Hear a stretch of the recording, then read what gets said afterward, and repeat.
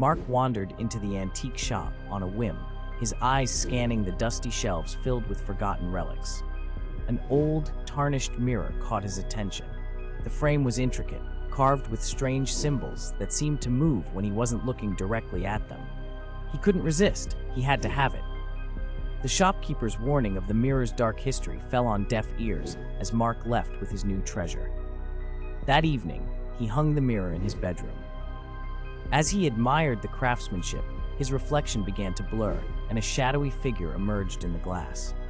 Mark stumbled back, but the figure mirrored his every move with a sinister grin.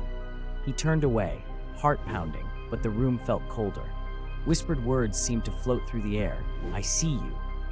Mark spun around to find his reflection perfectly normal, but unease gnawed at him.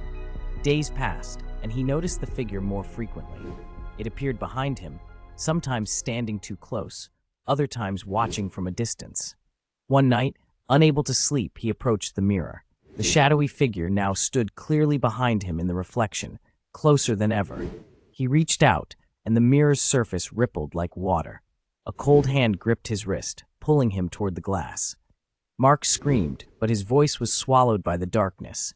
The next morning, the mirror hung silently on the wall. Mark was gone, his room undisturbed. Only his reflection remained, trapped and staring out with eyes filled with terror.